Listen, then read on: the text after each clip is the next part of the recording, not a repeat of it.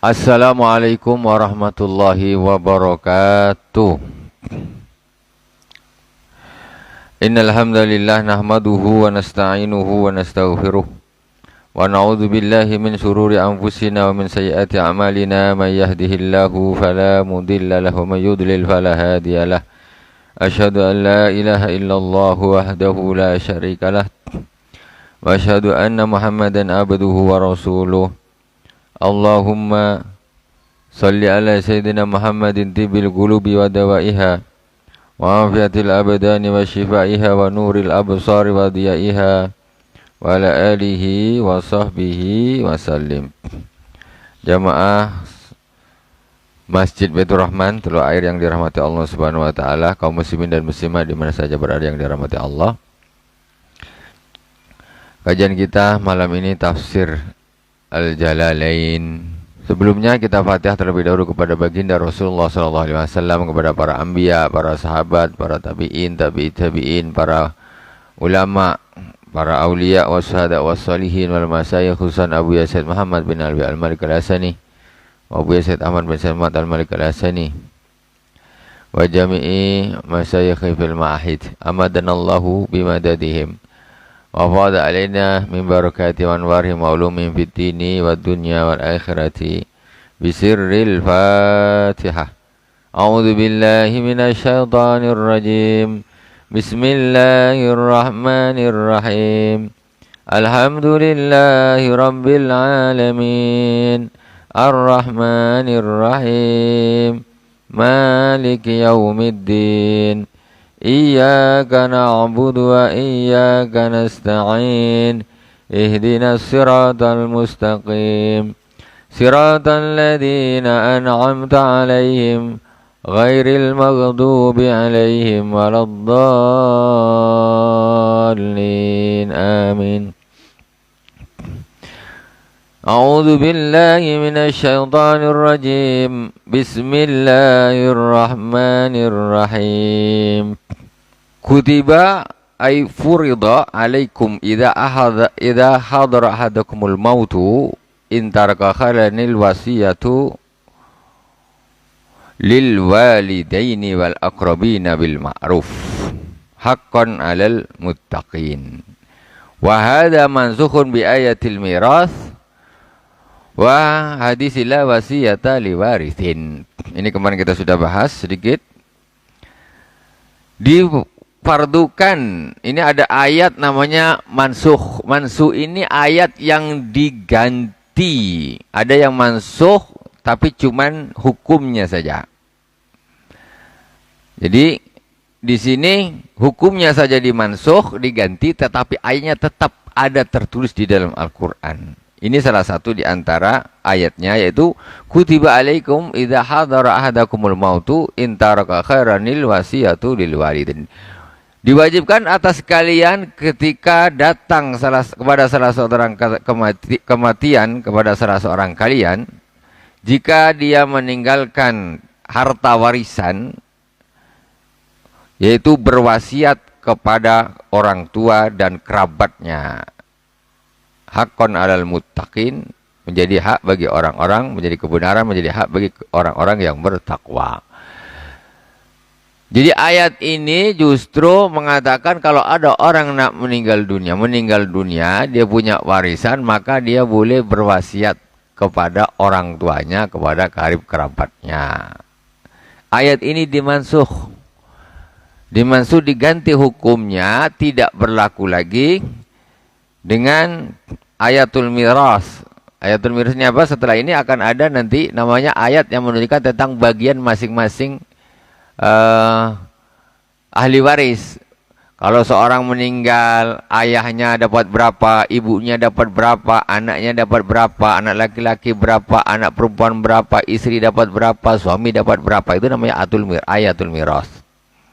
Jadi ketika ada ayatul miras, ini ayat ini sudah menasakh hukum ini. Kemudian dikuatkan lagi dengan hadis la wasiyata liwarithin, tidak ada wasiat bagi ahli waris. Hadis diriwayatkan Imam Tirmizi. Maksudnya bagaimana? Orang nih sebelum ayat ini dinasah, orang ketika nak meninggal dia boleh berwasiat.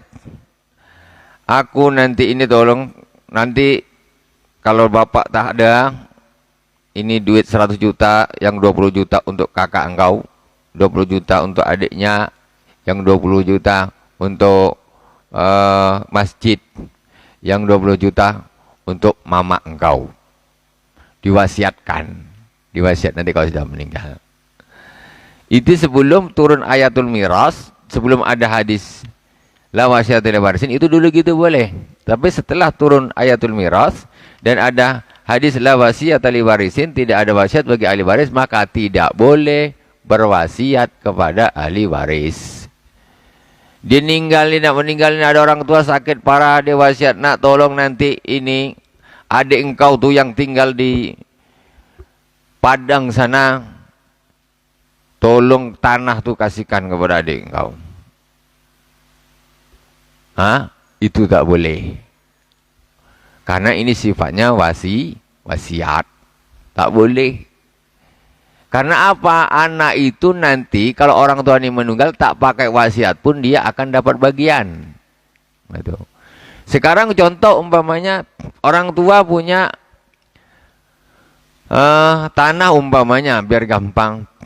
Dia punya tanah 4 hektar. Ini untuk mempermudah saja. Kemudian ketika dia menjelang kematian, anaknya tak ada, anak-anak yang paling bungsu umpamanya, tolong nanti tanah tuh yang depan masjid tuh kasihkan adik engkau. Wasiat. Kalau bapak tak ada, nanti adik kau datang, kasihkan pada adik engkau. Tanah itu sementara yang di depan masjid itu 2 hektar tanahnya, atau 1 hektar lah. Sementara tanah keseluruhan punya ayahnya itu 4 hektar. Nah, jadi nanti ketika ayahnya tadi meninggal, si anak tadi yang bungsu tadi, kalau wasiat ini dijalankan, maka dia dapat 1 hektar, kemudian yang 3 hektar ini ada pembagian secara waris, dia dapat lagi. Nah, jadi tak boleh wasiat untuk ahli waris. Jadi ahli waris itu bagiannya dari hukum-hukum waris saja. Kalau nak ngasih kepada ahli waris bukan wasiat, tapi hibah, itu baru boleh. Masih sehat-sehat macam gini, bukan apa, bukan wasiat, langsung dari bapaknya, nak itu tanah ambil, balik nama, silakan. Tak ada masalah, boleh. Tapi kalau kau wasiat nanti kalau bapak mati, itu tanah tu kasih adik engkau punya, kasihkan. Wasiat dia. Tak boleh. Nanti kata abang beradik ini nak betul. Itu dah dikasih bapak. Sekarang hukum waris adik dapat lagi. Banyak dah dapat. Separuh punya adik sendiri. Kami bertiga dapat separuh bersama-sama. Itu akan menjadikan permusuhan. Enggak boleh. Jadi la wasiyata li warisin, tidak ada wasiat bagi ahli waris, maksudnya tidak boleh memberikan harta warisan dengan cara wasiat untuk ahli waris. Nanti itu akan menimbulkan perselisihan. Ini ayat ini dulu memang ada, tapi hukumnya sudah dinasakh, tidak berjalan lagi. Karena semuanya sudah diatur bagiannya masing-masing. Dan hukum masalah waris ini sekarang paling banyak terjadi di masyarakat. Makanya betul lah kata Rasulullah SAW, ilmu yang akan paling pertama diangkat nanti ilmu waris di muka bumi ini. Ilmu yang akan pertama diangkat itu ilmu waris. Orang dah tak pakai lagi ilmu warisan. Sekarang macam mana? Kebanyakan macam mana orang? Kasus-kasus yang berantakan, orang tidak lagi menggunakan ilmu waris, akhirnya terjadi percekcokan, kelahi dan lain sebagainya. Satu contoh. Ada seorang ayah, ibu, suami, istri, punya anak 4 katakan. Kemudian si ayah ini meninggal dunia. Kita katakanlah tadi tanahnya 4 hektar. Ayah meninggal dunia, tanahnya 4 hektar atau 5 hektar lah katakan. 5 atau 4 hektar. Ini mestinya ketika ayah ini meninggal, ini tanahnya harus dibagi langsung. Ibunya dapat berapa, anaknya dapat berapa, harus dibagi. Biasanya macam mana coba? Ketika ayah ini meninggal, tanah ada, semua apa ada. Harta dipegang selagi masih ibunya ada, belum dibagi nih. Ibunya yang pegang. Ya. Ibunya yang pegang. Padahal kemudian begitu ternyata anaknya salah satunya ada yang sakit meninggal dunia. Lebih dulu daripada ibunya. Padahal haknya belum diberikan. Padahal jatah anak itu laki-laki lebih besar daripada jatah mamanya. Nah, mama ini tidak boleh menguasai harta anaknya, nggak boleh. Begitu ini ayahnya ini meninggal si anak ini harus diplot bagi.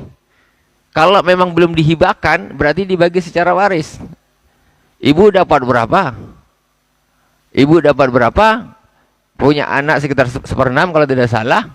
Nah, kemudian anaknya laki-laki berapa, perempuan berapa? Dibagi. Nah, itu jatuhnya nanti anak laki-laki lebih besar dapatnya dari mamanya. Mestinya. Tapi karena tidak pakai ilmu waris, ini dikuasai mamanya semua. Sementara perekonomian anak ini masing-masing. Ada yang susah hidup, ada yang hidup senang, ada yang ini. Kemudian yang ini meninggal, mamanya masih pegang. Kemudian ada lagi yang tidak dikuasai mamanya, dikuasai oleh abangnya yang paling tua, ya kan? Mama masih ada, bapak meninggal, duit harta tanah bapak meninggal. Karena di situ ada abangnya yang paling tua, abangnya yang pegang kendali. Tanah sana dijual, tanah sana dijual, tanah. Itu tanah siapa dijual itu? Itu tanah adik-adiknya dijual. Tidak sah secara hukum. Anda menjual tanah bukan milik Anda. Secara hukum itu di plot itu pembagiannya ada masing-masing. Kamu cuma dapat berapa? Bagianmu, mau anak bungsu, mau anak tengah, mau anak yang sulung. Kalau dia sama laki-laki sama laki-laki itu jatahnya sama. Nggak ada ceritanya sulung dapat lebih banyak, bungsu dapat lebih banyak, tidak ada ceritanya. Cuman kalau Islam lidzakari mislu hadil unsayain, anak laki-laki dapat 2 bagian daripada anak perempuan. Anak perempuan dapat dapat 1 bagian. Ya, contohlah tadi umpamanya anaknya 3, 1 perempuan, 2 laki-laki. Meninggal si ayah, ibunya dapat 1/6. 1/6 enggak, tanahnya 6 hektar, berarti ibunya dapat 1 hektar.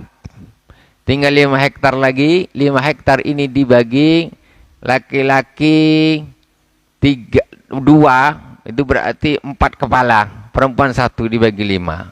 Berarti yang anak laki-laki 1 dapat 2 hektar. Yang 1 dapat 2 hektar. Anak perempuan dapat 1 hektar. Ibunya 1 hektar. Itu mestinya begitu. Jadi ibu tidak boleh menguasai. Dia kalau punya anak cuma dapat 1. Saya ulangi lagi contoh supaya kita mudah. Biasanya kan tidak gitu. Seorang ayah meninggal dunia, punya tanah 6 hektar. Kasus biasanya dikuasain sama abangnya yang paling besar. Yang tanah dijual sana jual. Salah gitu. Salah. Mestinya pembagian yang sebetulnya dikuasai mamanya juga tidak boleh. Mestinya langsung dibagi. Ibu dapat 1/6. Berarti kalau 6 hektar ibu dapat 1 hektar. Yang 5 hektar dibagi untuk anaknya, ya, dibagi untuk anaknya. Laki-laki dapat 2 bagian, perempuan dapat 1. Berarti laki-laki kalau dia 3 anaknya, 2 laki-laki 1 perempuan, berarti laki-laki dapat 2, berarti jadinya kita bagi 5. Jadi 2 kepala, laki-laki itu 2 kepala, jadi 5 hektar. Laki-lakinya dapat 2, perempuannya 1. Itu pembagiannya, habis. Dan gitu udah selesai. Kalau gitu kan enak. Mamanya nggak punya kekuasaan atas tanah yang 5 hektar ini. Itu sudah punya anaknya semua. Nggak bisa. Ini pula mamanya yang jual ke sana. Nggak bisa. Itu tanah anaknya. Nggak boleh. Apalagi sesama kakak beradik. Kadang-kadang ngerewat gitu. Abangnya ini tahu tuh tanah sana jual, habis. Saudara-saudaranya balik, mana tanah kita habis dijual abang. Tidak. Nah, ini jadi permusuhan karena tidak menggunakan hukum waris. Itu. Kalau memang tak nak hukum waris itu tadi pakai hibah. Masih sehat gini kata bapaknya. Ini 1 hektar engkau, 2 hektar engkau sana, dah. Bagi, gua kalian hak punya, urus. Suratnya diurus. Dah selesai. Meninggal dah. Selesai, tak ada urusan. Tuh, ya. Apa? Harta? Ya harta mamanya yang punya, kalau yang meninggal siapa? Bapaknya meninggal. Ya bapaknya meninggal, harta mama tak ganggu-ganggu lah. Iya mamanya yang punya. Kalau mama bapaknya ini papa kedana dapat bini kaya raya, dia meninggal, tak ada urusan. Ini duit-duit istri dia semua. Tak pula nak dibagi, dia tak punya apa-apa. Engkau apa? Tak punya apa-apa. Istri dia konglomerat. Harta istri mamanya masih hidup, ya tidak dibagilah. Kecuali mamanya yang meninggal. Ini dia yang kaya, baru dibagi. Suaminya dapat, anak-anaknya dapat, seperti itu. Jadi yang enak kalau ribet, bingung, ya udah dibagi waktu sehat aja.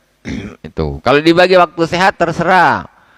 Mau perempuan sama dengan laki-laki boleh, tak ada masalah. Tapi kalau begitu meninggal belum dibagi, wajib pakai ilmu waris hukumnya. Wajib, tidak boleh tidak. Hukumnya wajib. Karena kalau tidak begitu berarti melanggar aturan Allah Subhanahu wa taala, tidak mengikuti perintah Allah Subhanahu wa taala. Faman badalahu ba'da ma sami'ahu al-isa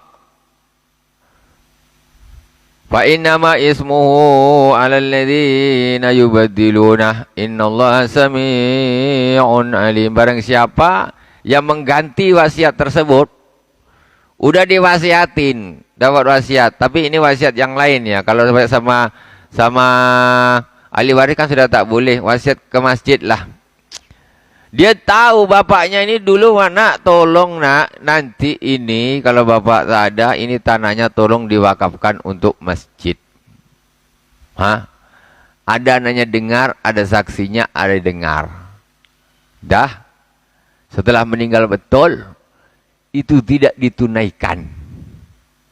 Tidak ditunaikan. Atau bahkan sudah dimiliki oleh masjid, diambil lagi. Ini kasus nih, bukan apa. Jadi istilahnya secara lisan ini macam tak dipakai. Sudah ada. Paman badalu ba'da ma sami'u, barang siapa yang mengganti wasiat tersebut setelah dia dengar, bukan harus notaris, gak harus notaris lah. Zaman dulu mana ada notaris. Pokoknya siapa yang mengganti wasiat setelah dia mendengarnya, ba'da ma sami'u fa innama ismuhu 'alal ladzina yubaddiluna, maka dosalah bagi orang-orang yang mengganti wasiat tersebut. Innallaha sami'un 'alim, sesungguhnya Allah Maha mendengar lagi Maha mengetahui. Oke lah, secara kalau untuk tanah tuh BPK yang untuk ngurus tanah tuh badan BPN. BPN tak ngakui, tapi Allah, innallaha sami'un alim, Allah Maha mendengar lagi Maha mengetahui. Kau nak ambil tanah bapak-bapak, kau ambil. Mungkin kita tak ada kekuatan, tapi orang sudah mendengar, saksi sudah ada kalau bapakmu itu dulu mewakafkan ini. Bahaya itu seperti fa innama ismuhu 'alal ladzina yubaddiluna, sesungguhnya dosanya itu bagi orang yang mengganti wasiat tersebut. Jangan diganti. Faman khafa min musin janaban aw isman faslaha bainahum fala isma alai. Barang siapa yang takut, mukhaffafan musaqqalan janaban mailan aw isman bi antama bi ziyadati ala sulusi aw tasil ghani masalan fa aslaha bainahum bainal muswal musallahu bil amr bil adl fala isma alaih innallaha ghafurur rahim. Kemudian barang siapa yang takut dikhawatirkan min musin, dari orang yang berwasiat, umpamanya ada orang tua nih, orang tua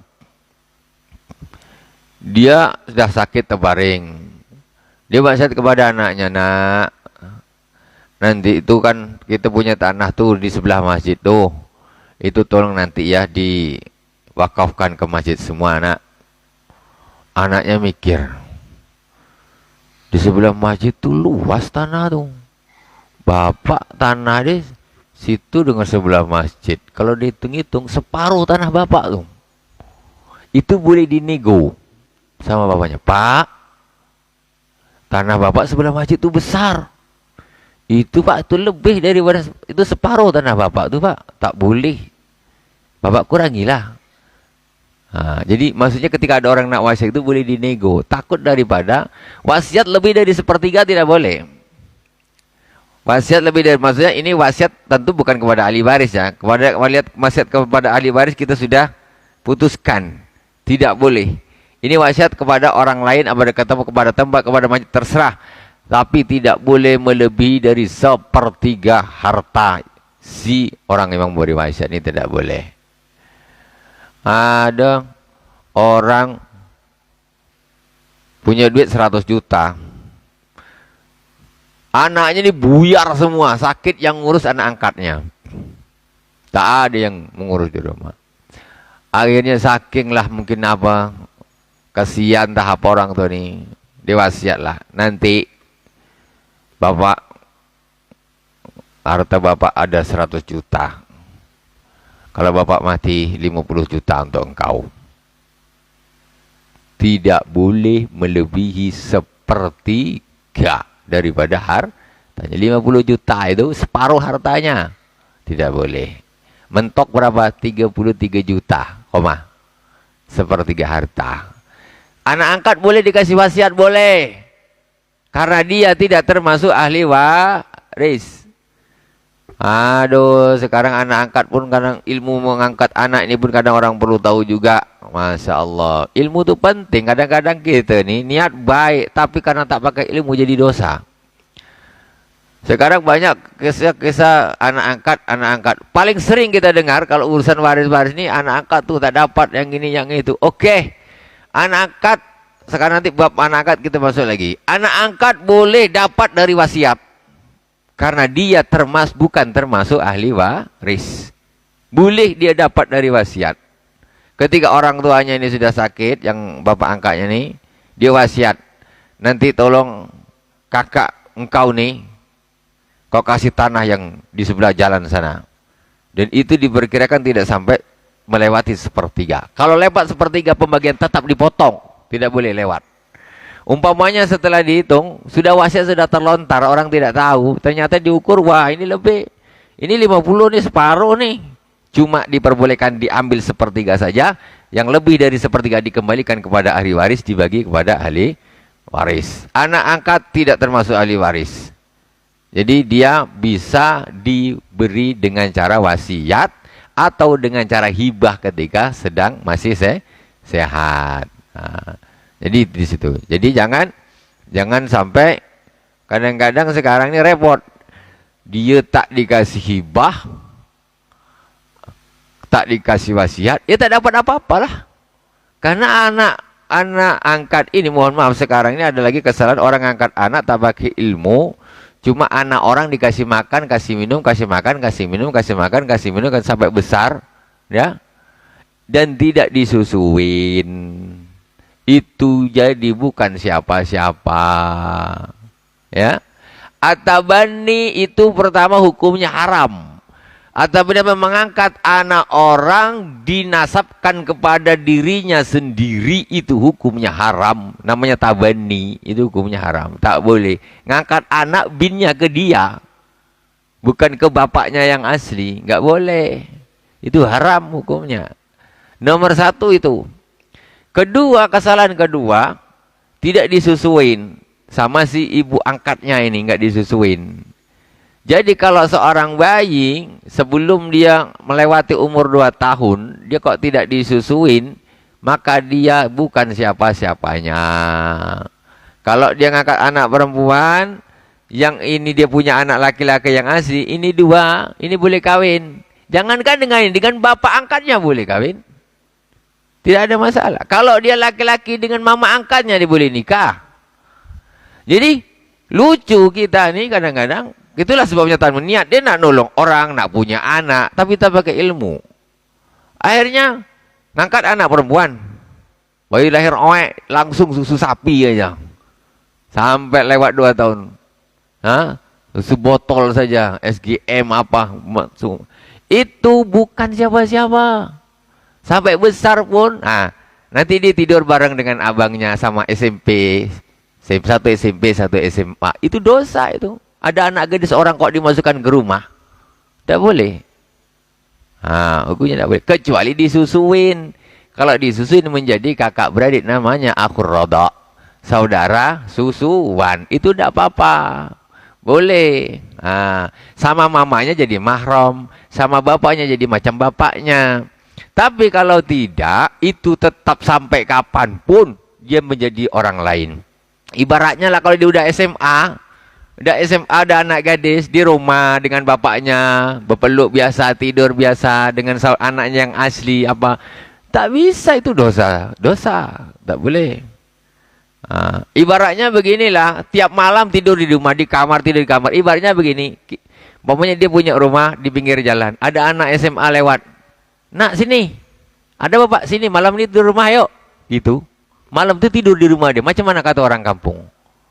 Kau ini ada pula anak gadis orang disuruh tidur rumah. Kau betul sikit. Sama kasusnya seperti itu. Bedanya tuh tak nampak. Karena mulai kecil dikasih makan. Mulai kecil sampai besar. Hakikatnya sama persis. Karena dia itu bukan siapa. Kita niat kita bagus. Nak nolong anak orang. Tapi ilmunya yang tak betul. Ilmunya yang salah. Nah, kalau yang seperti itu harus hati-hati. Jadi kalau nak angkat anak, nomor satu diharamkan menasabkan anak kepada bapak angkatnya. Tidak boleh, haram. Jelas-jelas haram di Al-Quran disebutkan. Karena Rasulullah SAW dulu pernah mengangkat anak namanya Zaid bin Harithah. Itu sahabat. Diangkat oleh Rasulullah SAW, disebut Zaid bin Muhammad. Gitu sama Rasulullah. Akhirnya Allah tegur langsung dengan ayat. Jangan kau panggil orang-orang dengan selain bapaknya. Rasul ditegur. Itu ayat yang mengharamkan tabani, mengangkat anak, menasabkan kepada orang tua. Jadi kita sebenarnya orang tua asuh. Itu aja sebetulnya tuh. Kita ngasuh orang saja. Tetapi dengan cara bagaimana bisa untuk kita terhindar dari hal-hal yang dosa. Ya syaratnya itu tadi disusuin. Seperti Rasulullah disusuin sama Sayyidah Halimah Sa'diyah. Itu dengan saudaranya, yaitu dengan anak-anak Sayyidah Halimah, jadi kakak beradik. Ada namanya Saima, anaknya Sayyidah Halimah Sa'diyah. Enggak apa-apa. Karena jadi kakak beradik, karena disusuin. Tapi kalau tidak disusuin, ya bukan siapa-siapa jadinya. Itu seperti itu. Jadi harus bisa kita nih harus tahu yang seperti itu. Dan kasus sekarang yang paling banyak justru kadang-kadang ibu angkat, bapak angkat justru menutupi nasab anak angkatnya. Enggak dikasih tahu bapaknya siapa, mamanya. Ini tambah dosa lagi. Kalau sekedar ngasih makan, anak itu kita lepas aja dapat makan ya kok. Tak harus tidur di rumah kita itu. Kalau hanya sekedar ngasih makan saja tuh. Tapi ternyata kita justru menghambat, menutupi nasabnya. Apalagi siapa bapak? Akulah bapak engkau, siapa lagi? Kata dia, lah sudah engkau nih. Itu namanya orang tak ngaji. Rasulullah kontan ditegur sama Allah Subhanahu wa ta'ala. Ketika ditegur langsung dikembalikan. Zaid bin Harithah. Tidak Zaid bin Muhammad lagi. Nama Rasulullah. Diganti langsung dengan nama ayah aslinya. Disebutkan. Kasus sekarang nanti kalau udah anak nikah kata dia, begitu pecahlah dia, aku ternyata dibohongin ini, nah kan itu masalah gitu. Terus terang saja, tak usah sembunyi-sembunyi, yang ikhlas gitu loh. Orang tuh kalau sudah kita namanya ayah asuh, kalau dia nak ketemu bapaknya biar ketemu bapaknya, dia nak ketemu mamanya biar ketemu mamanya, dia nak balik silakan saja, namanya orang ikhlas. Mau apa lagi? Nah, jangan pula kita sekarang contohlah kita umpamanya nih, kita ini tidak tahu siapa bapak kita yang asli, tidak tahu mama kita yang asli siapa, mana mamaku mana, bapakku mana, macam mana kita? Kalau kita tidak merasa seperti apa, maka jangan gitukan orang lain, menutupi nasab orang. Nah, jadi tidak boleh. Kalau di dalam fikih namanya at-tabani. Taban itu hukumnya haram. Nah, haram maksudnya yang haram yang gimana? Yang tadi itu nasab anaknya dinasabkan kepada bapak angkatnya. Kalau tetap dikembalikan kepada aslinya dan kemudian disusuin, itu tidak ada masalah. Ya namanya kita hanya mengasuh saja. Lillahi ta'ala, kita mengasuh saja. Ikhlas lillahi ta'ala. Kita lanjutkan sedikit lagi. Ya.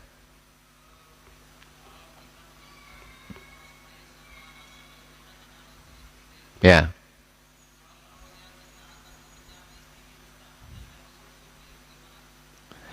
Nah, sebetulnya itu bisa diusahakan satu. Kalau bisa diusahakan biasanya tak pakai jamu, tak pakai hormon itu bisa keluar. Bisa. Itu bisa. Karena orang tuh belum nyoba aja, memang udah menyerah dari pertama satu. Bisa itu. Dia kan hormon saja. Dicoba. Entah pakai jamu, tak ada hormon, bisa. Nomor dua, kalau umpamanya nih, udah coba tak bisa. Ada jalan keluarnya. Dia anaknya, umpamanya kalau dia anaknya laki-laki, maka susuilah sama adik si istri. Kalau yang diangkat anak laki-laki, susui sama adik si istri. Jadi dia nanti menjadi ke istri itu menjadi sama maklung atau maklungnya, jadi wawaknya nanti. Tidak apa-apa. Jadi yang nyusin adiknya istri kalau itu anak laki-laki, anak laki-laki, supaya dia jadi mahram dengan si ibu angkatnya nih. Boleh. Kalau dia laki-laki dengan laki-laki, bapak kan tidak ada masalah. Tidak masalah. Tapi itu pun nanti kalau dia punya anak asli tetap ya jadi sepupu, tapi tetap tidak boleh juga. Jadi memang harus diusahakan. Harus diusahakan. Paling aman itu harus diusahakan. Yang seperti itu. Kalaupun tidak begitu, ngangkat boleh. Yang agak lebih ini lagi, ngangkat anaknya adik. Tak usah jauh-jauh. Anaknya adik berarti keponakan sendiri. Ya, kalau dia anak laki-laki, ada adik punya anak laki-laki diangkat, berarti itu keponakan dia. Berarti dengan dia mahram, tidak ada masalah. Gitu. Itu minimal kalau memang susah. Jadi kadang-kadang kita tak tahu anak siapa, diusahakan bisa itu. Masa selama 2 tahun tidak bisa mengeluarkan? Merupakan sudah menjadi apa kita bilang ini, memang sudah menjadi tabiatnya seorang wanita itu mesti mengeluarkan air susu, tinggal hormonnya saja. Jadi kenapa ketika dia menyusui kok keluar air susu? Karena ada tambahan hormon. Kadang-kadang ada yang model pakai jamu atau ada apa, dan itulah bisa diusahakan insyaallah begitu. Ya kalau tidak itu gitu tadi, cari anak yang keponakan ya, ataupun disusui oleh adik atau kakaknya istri, ataupun kalau anaknya perempuan, anaknya itu laki-laki, anaknya itu perempuan, berarti disusukan kepada adik atau kakaknya si suami. Jadi dengan suami jadi mahram, jadi pamannya atau jadi waknya. Gitu. Jadi hubungannya siapa jadi paman kan tidak ada masalah. Itu seperti itu. Wallahu a'lam. Silakan kalau ada yang tanya lagi, bingung. Tinggal sedikit waktu. Berapa menit lagi? Fala Ismail innallaha ghafurun ya ayyuhalladzina amanu kutiba alaikumus syamu kama kutiba alal ladzina min qablikum la'allakum tattaqun. Puasa pula. Kita nambah aja tadi sedikit. Syarat orang menyusui bayi agar dia bisa menjadi anaknya, dianggap anaknya itu sebelum berumur 2 tahun. Bayi itu sebelum berumur 2 tahun Hijriyah. Jadi apalagi kalau dia baru lahir, insya Allah tak mungkinlah 2 tahun dia itu tak keluar, bisa keluar. Jadi syaratnya 2 tahun. Ngangkat anak yang udah 3 tahun berarti sudah tidak bisa. Tidak bisa. Mau disusun gimana, sudah lewat limitnya, sudah lewat. Jadi ngangkat anak kalau memang mau diasuh betul sebelum 2 tahun. Apakah dia umur setahun? Pokoknya masih ada kesempatan macam mana si anak ini bisa menyusu kepada ibu angkatnya. Seperti itu. Kalau tidak, umpamanya nak diangkat dia disusui sama mamanya istri, boleh. Tidak ada masalah. Dia jatuhnya jadi sama istri kakak beradik. Boleh. Tak ada masalah. Ini namanya solusi. Ini namanya solusi. Kadang-kadang kan ada anak ini udah menikah, tapi mamanya ini masih produktif juga kan, ada kayak gitu. Ada yang seperti itu. Boleh disusuin sama mama. Banyaklah waktu saya rasa itu saudara-saudara kanan kiri, saudara. Terus menyusui ini juga kadang-kadang Umpamanya tidak sengaja ada anak nangis disusun sama tetangganya. Ini hati-hati juga, ya. Itu nanti bisa jadi saudaranya. Besok tahu tentang dada kecil tetangga besar dinikahkan pula. Tak boleh kakak beradik engkau ni. Dulu engkau nangis, mama dia tu nyusukan. Lah sudah tak jadi nikah. Tak jadi nikah. Itu namanya saudara susuan seperti itu. Jadi itulah sedikit yang mungkin perlu kita ketahui, ya. Di antaranya, ya kadang-kadang kita perlu, di antaranya perlunya kita tahu itulah di antaranya. Kadang-kadang banyak sekali kita ketemukan orang-orang yang punya niat yang bagus, tulus dia punya niat, cuma kesalahan dia di dalam mengaplikasikan itu tanpa ilmu, jadi menjadi masalah di pertengahan jalan. Ngangkat anak, Masya Allah. Sebetulnya niatnya sudah bagus, ya. Ya tadi untuk ke depan, yang punya saudara, yang punya keluarga, yang punya apa, kalau nak ngangkat anak dikasih tahu seperti itu agar itu tidak dosanya lebih besar daripada pahala. Ya, ngasih makan siapapun bisa ngasih makan. Tapi masalah dia berdua-duaan dengan mahram dan sebagainya, itu hukumnya tetap haram sampai kapanpun. Alhamdulillahirabbil alamin. Shadaqallahul azim. Subhanakallahumma wa bihamdik asyhadu an la ilaha illa anta astaghfiruka wa atubu ilaik. Wa sallallahu ala sayyidina Muhammadin wa ala alihi wa sahbihi wa baraka wa sallam. Walhamdulillahirabbil alamin. Wassalamualaikum warahmatullahi wabarakatuh.